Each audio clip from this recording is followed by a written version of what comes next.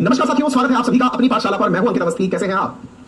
Hopefully आप सभी लोग बहुत सही होंगे, स्वस्थ होंगे, मस्त होंगे, दुरुस्त होंगे और आज के सेशन को पढ़ने के लिए पूरी तरह तैयार होंगे। मेरे साथ में उपस्थित हो चुके हैं अमेश, रवि, लक्ष्मी, अभिषेक, आयुष, ब्रज, सूरज, विपिन, नेहा, नवीन, मनीष, राखी, अनिरुद्ध, अमृत, शगुन, ब्रजपाल, निशांत, सभी साथियों को वेरी गुड इवनिंग। अभिषेक बघेल, धन्यवाद भैया। चलो गुरु प्रांशु लिख रही है, चलो गुरु डुबकी लगते हैं। हमारी रानी लिख रही है, सर आज जब मैं ज्योग्राफी की बुक पढ़ी तो जो आपने पढ़ाया सब समझ आ गया। बताइए इससे अच्छा मेरे लिए क्या हो सकता है? इससे अच्छे कॉम्प्लीमेंट्स क्या मिल सकते हैं कि बच्चे ये कहेंगे आपने जो पढ़ाया वो बुक से पढ़ा तो सब समझ आ गया। बहुत अच्छी बात है, बहुत ही बढ़िया। सर ऑक्सफोर्ड एडिशन में बहुत से मैप की बुक आती हैं, हम कौन सा लेके आए? एडिशन कौन सा लाए? लक्ष्मी बेटा कोई सा भी लो। ये मेरे पास जो मेरी टीम मुझे लाकर दी है, ये 4th एडिशन लाकर के दिया है ना। 4th एडिशन है Oxford student Atlas for India के नाम से। ठीक है, आपको जो जगह वो ले लो और नहीं भी मिले तो कोई परेशान होने की जरूरत नहीं है, आपको जो मिले वो ले लो। ठीक है। रोहित लिख रहे हैं, सर इतना कंटेंट रखना पड़ेगा क्या रोज? आप चिंता मत करो रोहित, आपको पता ही नहीं चलेगा कि आपने सब याद कर लिया है। आदित्य मिश्रा लिख रहे हैं, सर आप नाराज लग रहे हैं। बेटा नाराज कैसे लगते हैं मुझे बताओगे? हाँ, थोड़े से थके हुए जरूर लग सकते हैं, आपको तो चेहरा ऐसा लग रहा होगा, वो जरूर हो सकता है। बाकी आपसे नाराज करके कहां जाएंगे? क्लास हमारा सबसे अच्छा टाइम होता है, उसमें नाराज होकर कोई भला क्या करेगा? आपकी इजाजत हो तो हम आगे बढ़ें। अरे इस ज्ञान के लिए आपका आभार जी भैया, बहुत बहुत धन्यवाद कि आप हमारी बातें समझ पा रहे हैं। Amit Kumar, doing a great job sir, that too in low price. धन्यवाद भैया, धन्यवाद। आप चिंता मत करिए, बस पढ़ते रहिए और इजाजत दे दीजिए कि मैं क्लास शुरू कर सकूं। शुरू करें? आपके ये जो हाँ हैंड रिटन नोट्स के साथ याद आया, आपको जरा किसी साथी की बहुत खूबसूरत राइटिंग है अगर, है ना, तो उसके लिए जॉब वैकेंसी है। आपको मैं ये नहीं कहा कि आप मेरे पास आके जॉब करें, कोई आपका जानने वाला ऐसा हो जिसको जॉब की जरूरत हो, राइटिंग खूबसूरत हो, तो उसकी मुझे जरूरत है। चलिए, हैंड रिटन नोट्स असल में आपके इन क्लासेस के लिए नहीं आएंगे, मैंने टाइप करवा दिए हैं। ये तो भविष्य के लिए हैंड रिटन नोट्स बनाने की सोच रहा हूं मैं। भविष्य के लिए मतलब ये तो आपके पूरा टाइप होकर के डायरी रोज की रोज चल रहा है। मैं जो स्टूडेंट्स के नोट्स होते हैं ना, उनको कंपाइल करके एक नोट्स बनाने की सोच रहा हूं। Jyoti, thank you so much बेटा, thank you so much. M Chaudhary, बिल्कुल टेक्निकल टीम ने आपकी बातें सुन ली। जिन लोगों ने अभी रिसेंटली हमारी पुरानी क्लासेस मार्च वाली देखी है, होपफुली उन्हें अच्छा लग रहा होगा। मार्च में ज्योग्राफी जो पढ़ाई है उसे देखकर फील गुड आ रहा है तो एक बार देखिएगा और देखकर हमें बताइएगा मार्च में जो ज्योग्राफी पढ़ाई गई थी उसे देखकर कैसी फीलिंग आ रही है, ताकि मैथ समझने में और आसानी आएगी। आ जाइए।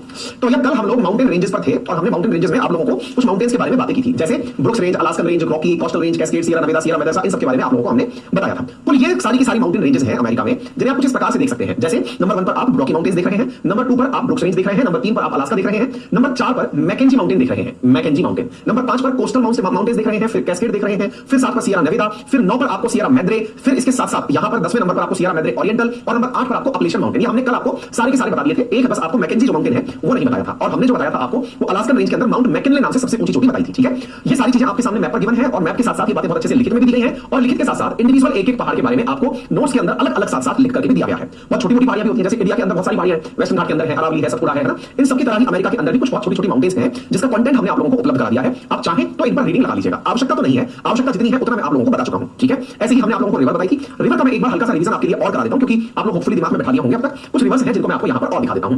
देखिए, माउंट मैकेंजी की तरह ही यहां पर मैकेंजी रिवर, यूकॉन रिवर, यहां पर कोलोराडो रिवर, रियो चाको, Brazos, Missouri, Mississippi, Ohio, Saint Lawrence, ये कुछ नदियां हैं जो कि नॉर्थ अमेरिका में प्रमुखता से पाई जाती हैं।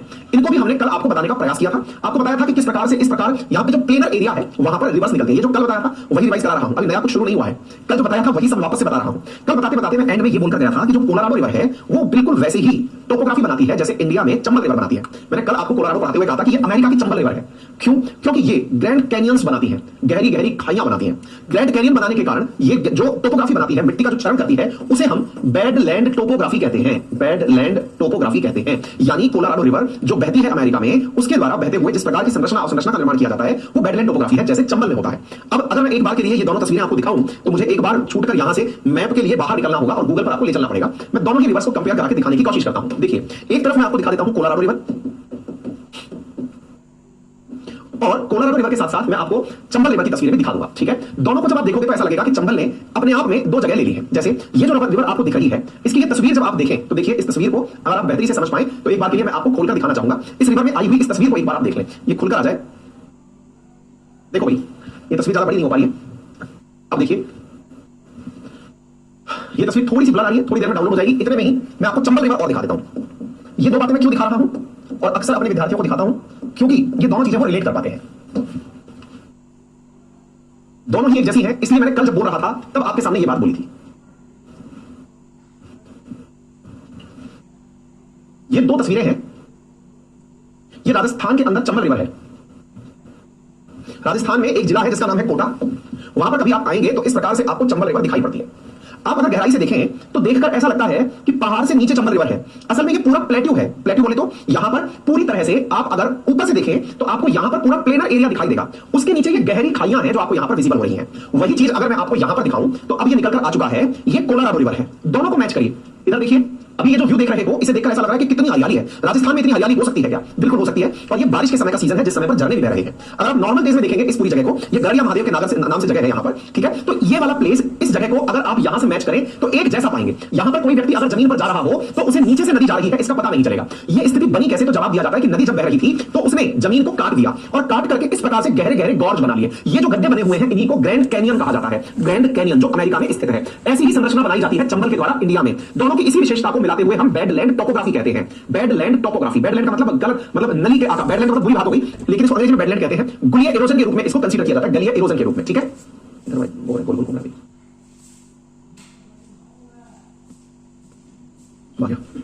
ठीक है। अच्छा, अब एक चीज मैं आपको चंबल की बेडलैंड और दिखा देता हूं, फिर मैं आपको आगे आकर के ले चलूंगा। Chambal badland, Chambal badland topography, इसको बस फाइनली आप देख लीजिए और इसके बाद में हम आपको नदी के इरोजन के साथ साथ कोलोराडो को मैच कराकर ले चलेंगे। देखिए, ये चंबल रिवर के बीहड़ हैं जिन्हें आप लोगों ने कई बार तस्वीरों में देखा होगा। अगर आपने एक फिल्म है जिसका नाम है पान सिंह तोमर, एक फिल्म के अदाकार हुआ करते थे इरफान खान, उनकी फिल्म है। असल में उनकी फिल्म में कुछ इस प्रकार के दृश्य शूट किए गए थे, अगर आपको याद हो। कुछ इस तरह की तस्वीर है, अगर आपको दिख जाए तो ठीक है। ये जो तस्वीर मैं आपको दिखाने जा रहा हूं असल मायने में यार, ये क्या कि उनसे जो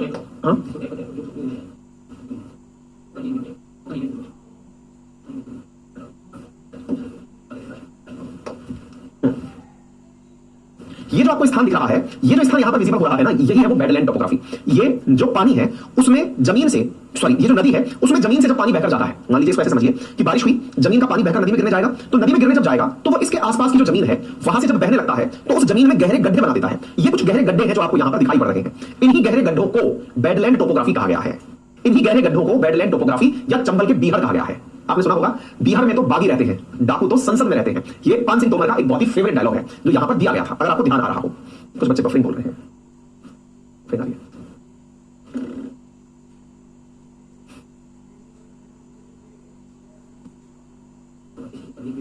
अपने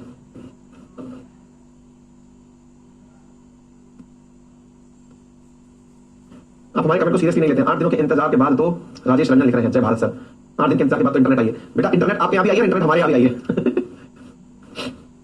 असल में क्या होता है कि ये जो एप्लीकेशन है ना, इस पर जब हम क्लास ले रहे होते हैं, इसको इंटरनेट पूरा सीमलेस चाहिए। आपको थोड़ी सी बात समझाते हैं। YouTube पर जब हम क्लास ले रहे होते हैं तो आपने नोटिस किया होगा उसमें बफरिंग के चांसेस थोड़े कम रहते हैं, क्योंकि YouTube का सर्वर जो है वो इस बात को ऑटो एडजस्ट कर लेता है। लेकिन जिस एप्लीकेशन पर हम आपके साथ क्लास ले रहे हैं वो सर्वर चाहता है कि यदि आपने 2 Mbps या 2.5 Mbps, ये तो 25 Mbps, 2.5 Mbps के ऊपर की है, 2.5 Mbps की स्पीड इसको कांस्टेंट चाहिए, जिस पर मैं अभी क्लास ले रहा हूं। और इसमें जैसे ही डिप आता है आपको बफरिंग आ जाती है।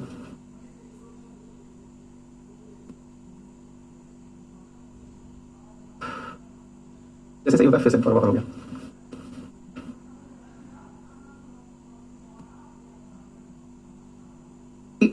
ये अलवर में हमारे साथ चुनौतियां मिल रही हैं हमें। अब हमें लग रहा है कि आपकी क्लासेस के लिए आप मेरा शहर चेंज करवाओगे। मैं मेरे घर में आकर जब भी क्लासेस ले रहा हूं ना, मेरा ये स्टूडियो जो है ये मुझसे मजे ले रहा है।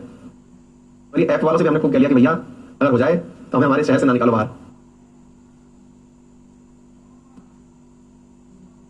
मेरा भी खराब हो गया, आपका नहीं, मेरा भी खराब हो गया। ओके बेटा, अभी ठीक है, जब तक ठीक है चलने दे, फिर फिर आगे थोड़ा सा विराम लेंगे और क्या कर सकते हैं, है ना। होता क्या है ना कि अब आप समझ लीजिए यार, कोई तकनीकी प्रॉब्लम है, हमारी समझ से भी ऊपर है, चल रहा है, तो चलाइए। ये बेडलैंड समझ में आ गई, यही सेम कोलोराडो रिवर के अंदर होता है। तो चंबल और कोलोराडो बेडलैंड टोपोग्राफी के लिए जानी जाती है। ये तथ्य समझाने के लिए हमने ये सारा नाटक किया था। आ जाइए वापस, ये कोलोराडो आ गई। कोलोराडो रिवर के साथ साथ अन्य रिवर की बात कर लेते हैं। तो देखिए, सबसे पहले रिवर का यहाँ नाम दिया हुआ है जिसका नाम है मैकेंजी रिवर। मैकेंजी रिवर, इसका निकास है ब्यूफोर्ड सी से। हाँ भाई, ब्यूफोर्ड सी मालूम है कहां पर है? देखिए, ओरिजिन है ग्रेट स्लेव लेक, आउटलेट है Beaufort Sea. It is the longest river in Canada और इसके बेसिन में ऑयल पाया जाता है। मैकेंजी रिवर, हाँ जी, कनाडा की सबसे लंबी नदी है, ग्रेट स्लेव से निकलती है। ग्रेट स्लेव लेक कहां है? तो ये रही ग्रेट स्लेव लेक। असल में कनाडा के अंदर अथाबस्का, ग्रेट स्लेव, विनीपेग जैसी कुछ लेक्स हैं। इन लेक में से मैकेंजी रिवर निकल करके और ब्यूफोर्ड सी में जाकर गिरती है। अच्छा, अब इसको देख करके क्या लगता है, जब हम इस तरह की तस्वीरें देखते हैं तो हमारे दिमाग में जो पहला फील आता है, जैसे पता नहीं आप कितना अच्छे से समझते हो, आपको मैंने समुद्र तो सारे याद कराए थे, ब्यूफोर्ड सी कराया था, चुक्ची सी कराया था, बेरिंग सी कराया था, गल्फ ऑफ अलास्का कराया था, ये सब याद कराए थे। आपको देख के नहीं लगता कि ये पानी कहां से कहां आ रहा है? ब्यूफोर्ड सी से इधर की तरफ एक लेक है, उसमें आ रहा है, या लेक से ब्यूफोर्ड सी में जा रहा है? क्या लगता है आपको? मालती लिख रही है सर, आप हमारा जवाब नहीं देते। लक्ष्मी आइडिया अच्छा है, करेंगे। शालू बिल्कुल यूपी में आएंगे। जयदेव बेटा, और तो हमारी सारी क्लासेस बढ़िया चल जाती हैं। इस ऐप को हमारे वाले को, भाई साहब आरोप आ गया है, सोनम लिख रही है sir your team discriminates between some people. बेटा सोनम, हमारी टीम में अधिकांश बच्ची आई हैं है ना, तो क्या डिस्क्रिमिनेशन करेंगे, मुझे तो लग नहीं रहा। आप बच्ची हो, वो भी बच्ची है, तो आपसे क्या डिस्क्रिमिनेट करेंगे, मतलब उनको तो पता, तो चेहरा पता ना कुछ नाम पता, ऑलरेडी आप उनके लिए एक विद्यार्थी हैं, ऐसे ना आरोप लगाओ, है ना। हाँ जी, देख करके ऐसा लगता है कि सी से लेक की तरफ रिवर आ रही है, वास्तविकता में ये रिवर यहां से यहां निकलकर जा रही है, पहली चीज। दूसरी चीज, ये जो मैकेंजी रिवर नाम है, आपको याद है दुनिया के अंदर जब हम बेस्ट कंपनीज की बात करते हैं तो अमेजन के बारे में चर्चा करते हैं साहब। अमेजन दुनिया की बेस्ट कंपनीज में से है, लेकिन अमेजन जो नाम पड़ा वो अमेजन रिवर के कारण पड़ा, जो दुनिया की सबसे अधिक पानी ले जाने वाली रिवर है। ऐसे ही अमेजन की देखा देख दुनिया की एक कंपनी है, उसका नाम है मैकेंजी। और जब कोई व्यक्ति इंजीनियरिंग बैकग्राउंड का हो, यदि आप में से कोई वो भाई बहन मेरा, तो वो इस बात को जानता होगा कि अच्छे प्लेसमेंट्स में जिस कंपनी को कंसीडर किया जाता है कि भाई इसका मैकेंजी में जॉब लगा है, जो कि एक कंसल्टेंसी फर्म है, इस कंपनी, इस नदी के नाम पर, एक नदी के नाम पर कंपनी का नाम भी डाला हुआ है। आप इस तरह से रिलेट करके रख लीजिएगा। ये नदी कहां कर है, कनाडा की नदी है, ठीक है। आगे बढ़ते हैं। यूकॉन नदी मैकेंजी पर्वत से निकलती है, अलास्का राज्य की नदी है, जिसके बेसिन में सोने के प्लेसर के विक्षेप मिलते हैं, यानी इसके पास में गोल्ड प्लेसर डिपॉजिट मिलते हैं यूकॉन रिवर के अंदर। यूकॉन रिवर कहां मिल रही है, ये रही। यहां कौन सा माउंटेन था, अलास्का माउंटेन था। अलास्का माउंटेन था या फिर ब्रुक रेंज थी, ब्रुक रेंज ऊपर थी, इधर अलास्का माउंटेन था। इनसे निकलकर कौन सी रिवर आई, यूकॉन रिवर आई। यूकॉन रिवर में क्या मिल रहा है, गोल्ड का प्लेसर मिल रहा है। बताइए इंडिया की वो कौन सी रिवर है जिसमें गोल्ड के प्लेसर मिलते हैं। वीडियो लैंडस्केप में नहीं होता शिवानी बेटा, आज हमने ये वाली कंप्लेंट टीम को बताई है, हो जाएगा बेटा, है ना। आलोचना लिख रहे हैं कि सर पीडीएफ टेलीग्राम पर फ्रीक्वेंसी से अपलोड नहीं हो रही, टेक्निकल टीम कर देना भाई, हो जाएगा। और बोलिए। हाँ जी, सवाल क्या पूछा मैंने आपसे, राहुल गहरे से नजर लग गई आपको, मैं तभी काले कपड़े पहने बेटा। मैंने सवाल पूछा इंडिया की वो कौन सी रिवर है जिसमें गोल्ड पाया जाता है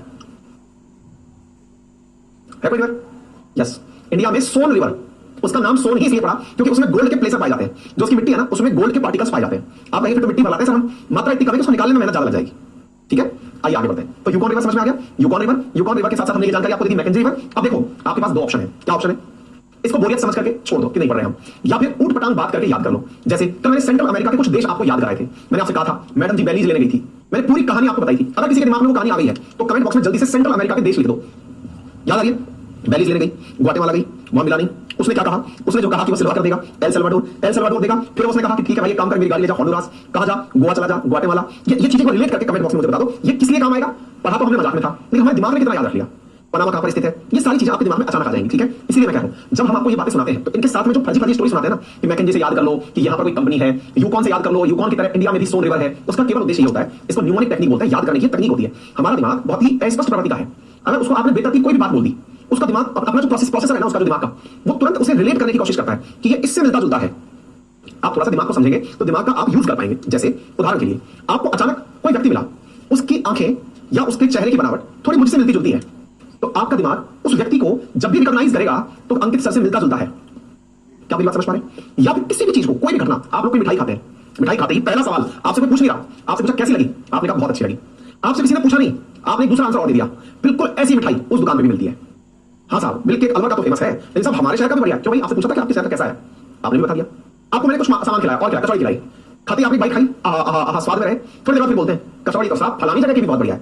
आदमी माथा पकड़ लेता है, खिला मैं रहा हूं, ये गुणगान दूसरी जगह क्यों कर रहा है। अरे भाई, इंसान का मस्तिष्क ही ऐसा है, उसका प्रोसेसर काम ही ऐसे करता है, हर व्यक्ति का वो रिलेट करता है ऐसा। अच्छा, मोदी जी को कभी भाषण देते सुना है आपने? मोदी जी भाषण देते कहीं भी जाते हैं, बताते हैं यहां से ये हुआ था, रिलेट कराते हैं उस चीज को कि इस जगह पर मैं कभी आया था, इसका स्वतंत्रता संग्राम में बड़ा रिलेट कराना। जब चीजें रिलेट कराई जाती हैं तो वो लोगों को लंबे समय तक मेमोरी में रहती है। समझ में आ रहा है, ये हमारे दिमाग का विधान है।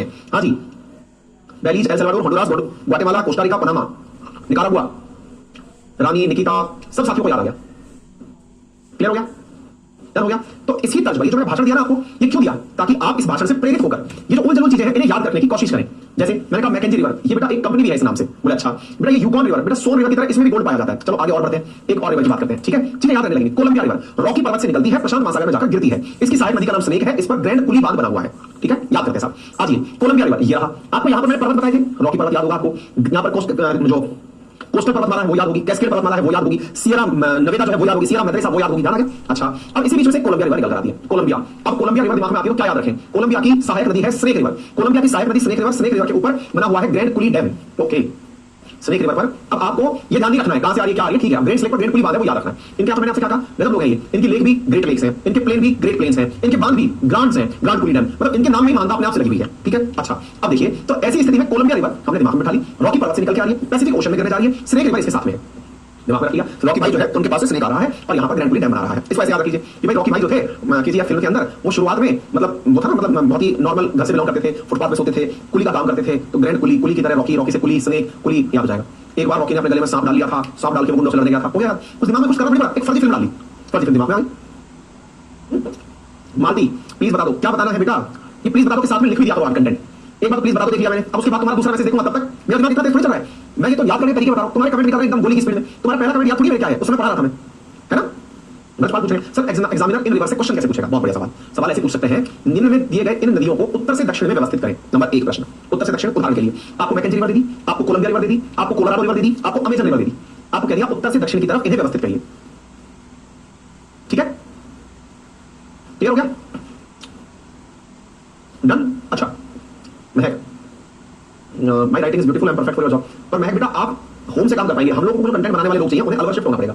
तो यदि आप में से कोई भी साथी ऐसा है जिसकी राइटिंग बढ़िया है, वो एक तो हमें जो हमारे टेलीग्राम व्हाट्सएप नंबर पर टेलीग्राम एक्टिव कर रखा है, व्हाट्सएप नंबर है 7878158882, उस पर हैंड रिटन अपने नोट्स की कोई फोटो भेज दीजिए। और अगर अलवर आकर आप रहते हैं तो आपके रहने और खाने की व्यवस्था हम करेंगे, उसके अलावा जो भी अन्य खर्चे होंगे जो सैलरी के रूप में समझे जा सकते हैं, हालांकि बच्चों को सैलरी नहीं स्टाइपेंड बोलते हैं, नौकरी तो आपको असल में पानी अपनी नौकरी से, है ना। तो जो भी वो दाम होगा वो आपकी अलग से व्यवस्था कर दी जाएगी, ठीक है। लेकिन मेजॉरिटी जो चीज है वो ये है कि हम घर से किसी से काम नहीं करवा सकते, क्योंकि फिर वो ट्रैक नहीं हो पाता। अगर आप में से किसी को ऐसा लगता है कि वो करने का इच्छुक है तो वो अलवर आकर रह भी सकता है, उसके लिए रहने की व्यवस्था भी हम कर देंगे। ज्यादा उच्च स्तरीय व्यवस्था नहीं होगी, जैसे स्टूडेंट्स रहते हैं रूम्स में वैसी व्यवस्था हो जाएगी, वो करा दिया जाएगा, ठीक है साहब। चलिए, तो ये बात हो गई यूकॉन, कोलंबिया, कोलोराडो, आगे बढ़ते हैं। तो इस तरह से हमसे सवाल पूछे जा सकते हैं। फिर आया रियो ग्रैंड रिवर, ये भी रॉकी पर्वत से निकल रही है, मैक्सिको की खाड़ी में जाकर गिर रही है। ये संयुक्त राज्य अमेरिका और मैक्सिको के बीच सीमा का निर्माण करती है। हाँ भाई, सीमा की बात आ गई। सीमा तो असल में अमेरिका वालों को मैक्सिको से बनानी ही पड़ती है। अब आप याद करिए, क्या जब ट्रंप थे तो उन्होंने मैक्सिको और अमेरिका के बीच में यहां पर एक बाउंड्री तक का निर्माण किया था। आपको याद होगा, एक ग्रेट वॉल का निर्माण किया गया था मैक्सिको से अमेरिका को दूर करने के लिए। क्यों? क्योंकि मैक्सिको से बड़ी मात्रा में अमेरिका में इलीगल माइग्रेंट्स अंदर जाते हैं, ठीक है। जब इलीगल माइग्रेंट्स यहां से अंदर जाते हैं तो अमेरिकी जो पुलिस है वो मैक्सिको के रास्ते से अंदर जाने वाले लोगों को रोकती है। इसी वजह से यहां पर वॉल का निर्माण करने का प्रावधान था। अगर आप इसे ध्यान से देखें इस तस्वीर को तो आप पहचानिए, इधर देखिए मैक्सिको और अमेरिका, आप यहां पर पहचानिए, देखिए ये बिल्कुल बॉर्डर पर आपको नदी आती हुई दिखाई दे रही है जो कि गल्फ ऑफ मैक्सिको के अंदर आकर गिर रही है। ये देखिए रॉकी पर्वत से आती हुई और यहां पर आकर गल्फ ऑफ मैक्सिको में गिर गई। रिवर का नाम हुआ रियो ग्रैंड, ठीक है। अगेन हाँ भाई, अमेरिका की है तो ग्रैंड तो होगी ही। क्या आपको ये बात समझ में आ रही है? ग्रेट वॉल की तरह इन्होंने रियो ग्रैंड नदी का नाम रखा हुआ है, ठीक है। डन हो गया, यहां तक समझ में आ गया। चलिए आगे बढ़ते हैं। तो रियो ग्रैंड देखिए, रॉकी पर्वत मैक्सिको की खाड़ी से होकर जाता है, मैक्सिको के बीच में सीमा का निर्माण करता है। 5 नदियां बढ़िया याद होगी, उनकी अंग्रेजी भी हमने आपको दे दी। अब ये मिसिसिपी और मिसौरी नदी तंत्र है। कई बार जो स्टेट पीसीएस के एग्जाम है, यूपीएससी के एग्जाम है, उनके अंदर ये एज इट इज लिख कर दिया जा सकता है, जैसे सिंधु प्रवाह तंत्र, जैसे गंगा यमुना प्रवाह तंत्र, ऐसे मिसिसिपी मिसूरी नदी तंत्र। इस पर आंसर दीजिए। तो यहां पर देखिए, ये नदियां उत्तरी अमेरिका की सबसे लंबे नदी तंत्र और विश्व के चौथे सबसे लंबे नदी का तंत्र का निर्माण करता है। मिसिसिपी नदी की अन्य सहायक नदियों में टेनेसी, अरकानसास और ऑर्टियो है। टेनेसी नदी पर एक नदी घाटी परियोजना स्थित है जिसके आधार पर भारत की दामोदर नदी घाटी परियोजना का निर्माण हुआ है। ये कई बार पेपर में पूछा गया प्रश्न है। मिसिसिपी मिसूरी परियोजना, यहां पर मिसिसिपी में जो मिसूरी परियोजना है उसकी एक सहायक नदी टेनेसी रिवर जो है, उस टेनेसी रिवर पर ये देखिए, ये मिसूरी निकलकर आ रही, कहां से आ रही है? अगेन रॉकी से। जैसे हमारे यहां हिमालयन पर्वत से नदियां निकलती हैं, अमेरिका में अगर आप देखें तो कोलंबिया रिवर रॉकी से निकली, कोलोराडो रिवर रॉकी से निकली, रियो ग्रैंड रिवर रॉकी से निकली, मिसूरी रिवर रॉकी से निकली। इनके लिए हिमालय जैसा नहीं हो गया क्या रॉकी? क्लियर हो गया? हाँ जी। इसके साथ साथ इसकी जो सहायक नदी है टेनेसी, वो टेनेसी को ध्यान में रखकर इंडिया में दामोदर नदी परियोजना शुरू की गई है, नदी से पानी रोककर बिजली उत्पादन की परियोजना, ठीक है। अच्छा, हडसन रिवर अटलांटिक, इस नदी के तट पर न्यूयॉर्क शहर स्थित है। कौन सा न्यूयॉर्क शहर? वही न्यूयॉर्क शहर जिसमें हाल ही में ट्रंप की गिरफ्तारी का कारनामा चल रहा था, वही न्यूयॉर्क शहर जहां पर यूएन का मुख्यालय है। इस वजह से कई बार आपसे पेपर में ये प्रश्न भी पूछा जाता है, कैसे? कुछ प्रमुख नदियां दिखाकर इनके किनारे स्थित बड़े शहरों को मिलान करिए। 4 नदियां दे दी, उनके सामने 4 बड़े शहर दे दिए। आप कहेंगे क्या हमें सब याद हो जाएंगे? क्या दुनिया के सारे बड़े शहर नहीं हो पाएंगे? लेकिन अगर आपको 2 भी उन 4 में से याद आ गए तो आपका वो मैच दी कॉलम सही हो जाता है, क्योंकि दुनिया की जितनी भी बड़ी सभ्यताएं हैं या जितने भी विकसित शहर हैं वो किसी ना किसी नदी के किनारे या फिर किसी ना किसी पानी की बड़ी बॉडी के सामने बड़े बसे हुए हैं। अब ऐसे अगर याद करने लगे तो दुनिया में तो आप देश की बात करें तो 193 कंट्री है, फिर इसके साथ साथ ना जाने हर शहर के अंदर, हर देश के अंदर कितने सारे प्रसिद्ध शहर हैं, याद करते करते पागल हो जाएंगे। तो जो प्रमुख शहर हैं अगर हमें वो याद रह जाते हैं तो उनमें से एक दो अगर हमें ना भी आए तो हमारा काम हो जाता है, ठीक है। तो हमने हडसन रिवर क्या याद रख लिया? हडसन रिवर पर न्यूयॉर्क शहर बसा हुआ है, ठीक है। तो अब इसके सामने आपने हडसन रिवर की बात कर ली और हडसन रिवर पर न्यूयॉर्क शहर बसा हुआ है। एक बार के लिए 1 मिनट की ये देखिए साहब, नदियां हमने अच्छा नहीं दिया, 1 मिनट को बेटा।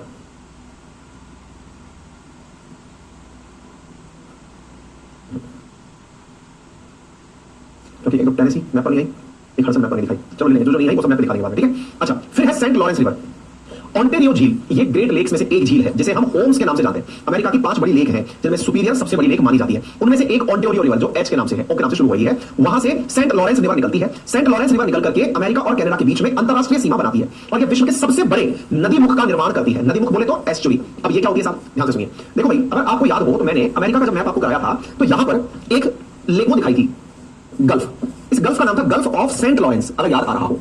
इसके जस्ट ऊपर यहां लेब्राडोर सी था, यहां पर डेविस स्ट्रेट था, ये बफिन बे था। हडसन बे है तो हडसन के पास में यहां पर आपने हडसन रिवर देख ली। अच्छा, अब ये जो आपके सामने सेंट लॉरेंस दिखाई दे रहा है, ये 5 बड़ी झीलें हैं जिन्हें आप होम्स के नाम से जानते हैं। सुपीरियर है, मिशिगन है, एंटोरियो है, एडी है। इनमें से जो ओ करके जो ऑन्टेरियो रिवर है सबसे अंत में, वहां से सेंट लॉरेंस रिवर के निकलकर वो सेंट लॉरेंस यहां गिरती है। अब सवाल बनता है, ये सबसे बड़ी एस्चुरी का निर्माण करती है। सवाल क्या होता है, एस्चुरी क्या होती है? अगर आप तस्वीर को ध्यान से देखें, इधर देखो भाई, आप इसको ध्यान से देखें तो यहां पर आपको पानी जो है ना वो इस तरह से जाता हुआ दिखाई दे रहा होगा। मैं आपको तस्वीरें दिखाना चाहूंगा ताकि आप इसको विजुअलाइज कर पाएं। विजुअलाइज करने के लिए मैं आपको मांडवी रिवर, जिसको कि गोवा में जुआरी रिवर भी कहते हैं, मांडवी रिवर, ये क्या हो रहा है, मांडवी रिवर, एक मिनट, मांडवी रिवर, इसका एस्चुरी का अर्थ समझाने से पहले मैं आपको पूरी फोटो दिखा देना चाहता हूं, बस आप उसको देखें। देखो भैया क्या होता है जब कोई नदी बहुत तेजी से समुद्र में आकर गिरती है, देखो जब कोई नदी बहुत तेजी से आकर के समुद्र में गिरती है तो वो एक ही लाइन बनाकर अपना पानी समुद्र में गिराती है। जैसे अगर मैं आपको यहां पर दिखाऊं तो इस तस्वीर को आप देखिए, मानवीय नदी वेस्टर्न घाट से आ रही है और तेजी से आकर समुद्र में गिरती है, तो होता यह है कि ये बहुत ज्यादा स्थान तक फैली हुई नहीं होती से मतलब एक सीधी रेखा में आती है और समुद्र में गिर जाती है। ऐसा लगता है, इसको आसान भाषा में ऐसे समझिए, मान लीजिए मेरे पास में इस जग में पानी है जो पीने के लिए है, वाह, अब मैंने क्या किया, इस पानी को बहुत तेज से यूं करके फेंक दिया। तेज से फेंकूंगा तो वो पानी एक ही धार में दूर तक फैलेगा, डन। वही दूसरी ओर अगर मैं इस पानी को बहुत हल्के से फैलाऊं तो ये पानी ढलान की तरफ स्वतः ही जाएगा, लेकिन ये कई छोटे भाग में विभक्त होता हुआ जाएगा। दोबारा देखिए, मैंने इस पानी को बहुत तेज फेंका तो ढलान की तरफ ये एक ही सीध में चला गया, और अगर मैंने इस पानी को आराम से फेंका तो ये ढलान पर एक मुंह से, दूसरे मुंह से, तीसरे मुंह से, चार मुंह से बहता हुआ जाएगा। ऐसी स्थिति में यदि नदी बहुत तेजी से पानी समुद्र में डालती है तो जिस संरचना का निर्माण करती है उस संरचना को एस्चुरी कहा जाता है। दोबारा सुनिएगा, बहुत इंपॉर्टेंट चीज है और कई परीक्षाओं में पूछी जाने वाली चीज है कि एस्चुरी और डेल्टा में क्या अंतर है। एस्चुरी क्या होती है, जब नदी तेजी से जाकर समुद्र में मिलती है, नदी का ढाल तीव्र होता है, पानी का वेग तीव्र होता है, तो जो संरचना निर्माण करती है उसे एस्चुरी कहा जाता है। वहीं दूसरी ओर अगर पानी आराम से जाकर समुद्र में मिलता है, तीव्र नहीं होता, विस्तृत होता जाता है, तो उसे डेल्टा कहा जाता है। आप पूछेंगे अच्छा ऐसा है क्या? जी हां, अगर ऐसा है तो मैं आपको यहां पर क्या दिखा रहा हूं, इंडिया में मैंने एस्चुरी कहां बताई, मांडवी रिवर पर, तो आप इंडिया का मांडवी रिवर भी साथ एक साथ रिलेट कर लीजिएगा, ठीक है। अच्छा, इसके पास में अब मैंने आपसे क्या कहा, इधर देखिए, तो यहां पर हमने क्या दिखा दिया, ये हो गया एंटोरियो से निकाल करके हमने लॉरेंस के पास में एस्चुरी, ठीक है। अच्छा, अब हमारे पास में दो रिवर और बचती है। कौन कौन सी रिवर बचती है? एक रिवर हमको मैप पर रिकॉग्नाइज करनी है, उसका नाम है हडसन रिवर, जो कि हमने मैप पर लोकेट नहीं की। हडसन रिवर अगर हम उसको मैप पर डालें, क्योंकि अमेरिका में जो न्यूयॉर्क है वो अटलांटिक ओशन की तरफ है, ठीक है, तो अगर हम अटलांटिक ओशन की तरफ इसको देखें, हाँ ये रहा, देखिए ये रहा अमेरिका, जैसे हमने कहा अभी कि हडसन की तरफ है, तो हडसन न्यूयॉर्क की तरह अटलांटिक ओशन की तरफ है। तो जब ये अटलांटिक ओशन की तरफ है तो न्यूयॉर्क कहीं यहां पर स्थित है, तो यहीं पर हडसन रिवर है। मैं उसको एक बार मैप पर रिकॉग्नाइज करने की कोशिश कर रहा हूं।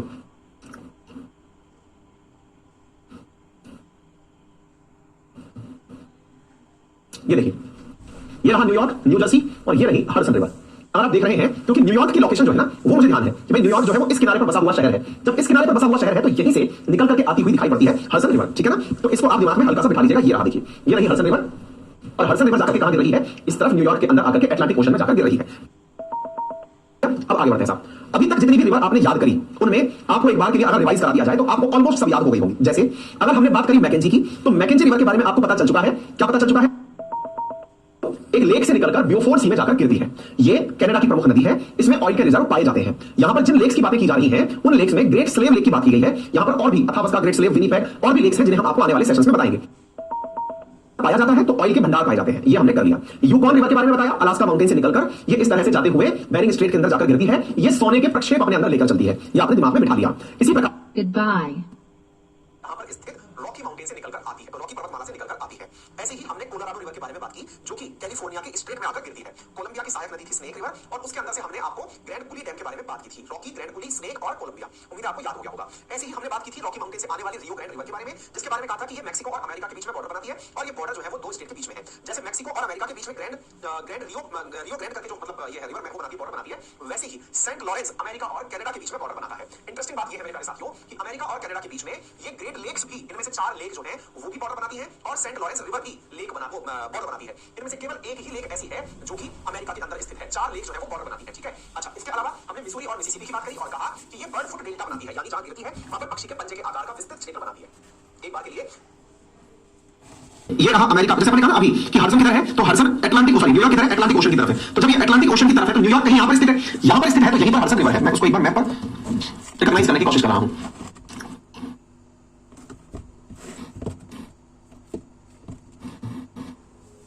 ये देखिए, ये रहा न्यूयॉर्क, न्यू जर्सी, और ये रही हडसन रिवर। अगर आप देख रहे हैं, क्योंकि न्यूयॉर्क की लोकेशन जो है ना वो मुझे ध्यान है कि भाई न्यूयॉर्क जो है वो इस किनारे पर बसा हुआ शहर है। जब इस किनारे पर बसा हुआ शहर है तो यहीं से निकल करके आती हुई दिखाई पड़ती है हडसन रिवर, ठीक है ना। तो इसको आप दिमाग में हल्का सा बिठा लीजिएगा। ये रहा, देखिए ये रही हडसन रिवर, और हडसन रिवर जाकर के कहां गिर रही है? इस तरफ न्यूयॉर्क के अंदर आकर के अटलांटिक ओशन में जाकर गिर रही है। ठीक है, चलिए तो ये वाला चीज हमने लोकेट कर लिया। अब आगे बढ़ते हैं साहब।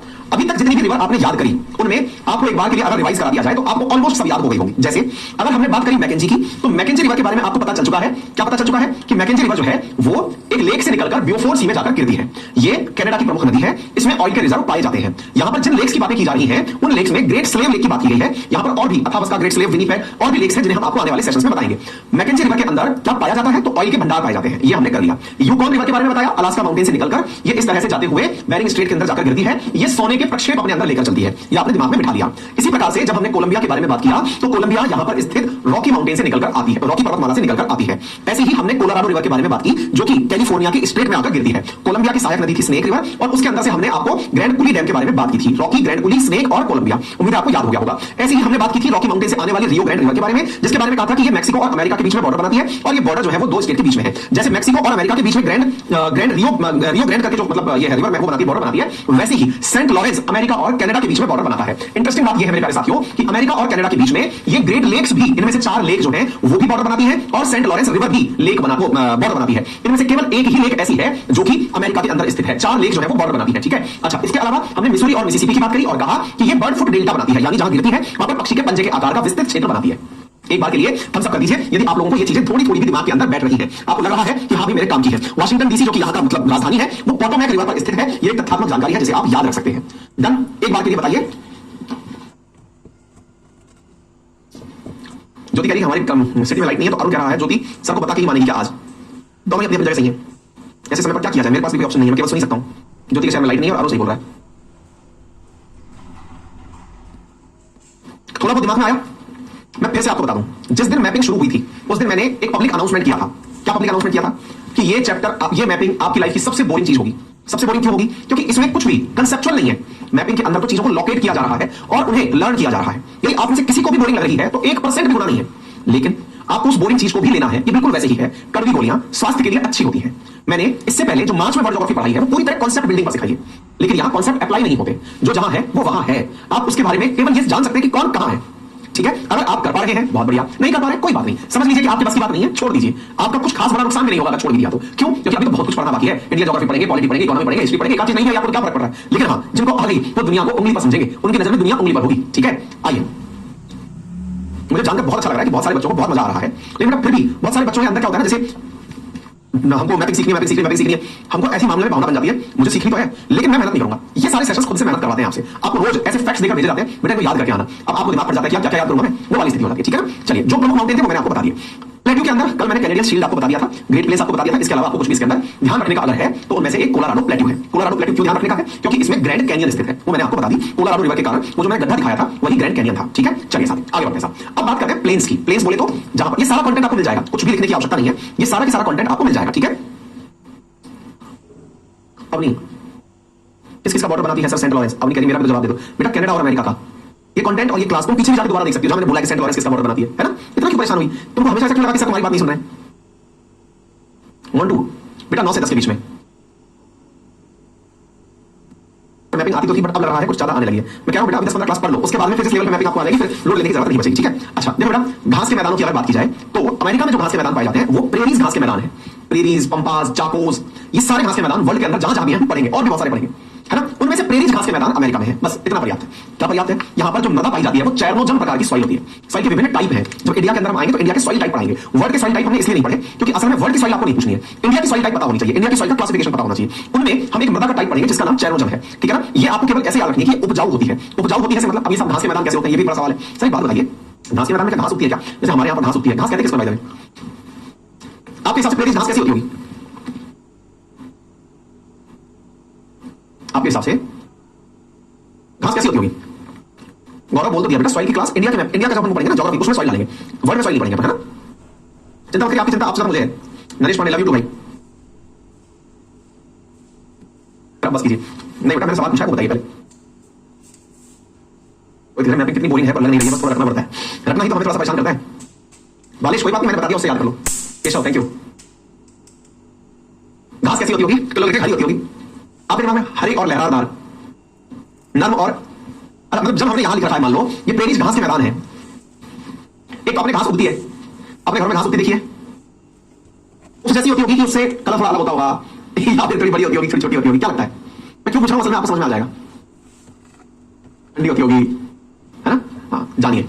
असल में मेरे प्यारे साथियों, घास कितनी बड़ी होती होगी इसका अंदाजा आप लोगों को इस बात से लग जाना चाहिए कि मैं भी जिसमें छुप जाऊं, इतनी बड़ी घास भी घास होती है। आप मुझे क्या बात कर रहे हो, घास घास तो घरों में लगती है? नहीं भाई, असल में जब प्लांट्स का डिवीजन किया जाता है तो ग्रास उसे कहा जाता है जिनमें मजबूत तना नहीं होता।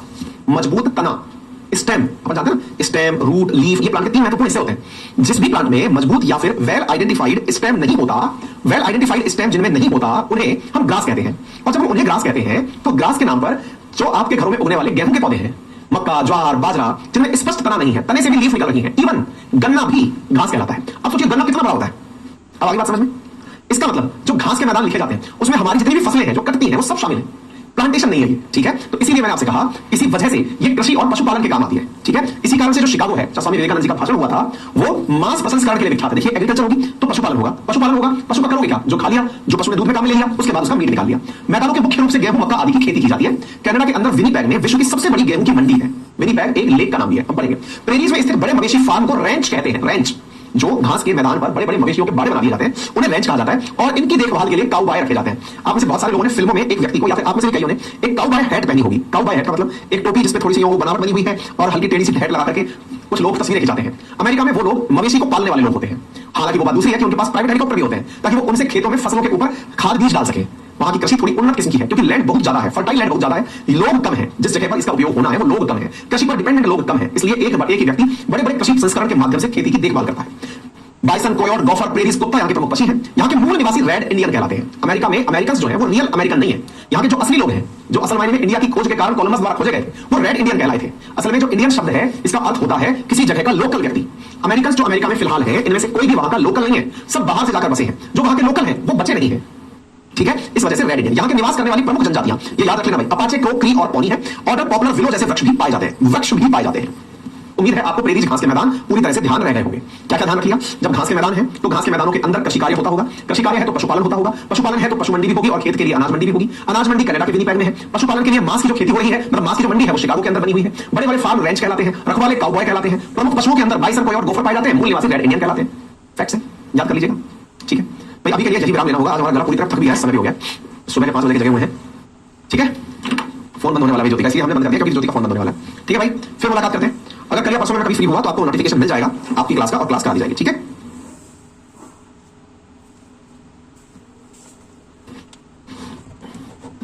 बहुत बहुत धन्यवाद। बांस भी घास है, बिल्कुल सही है।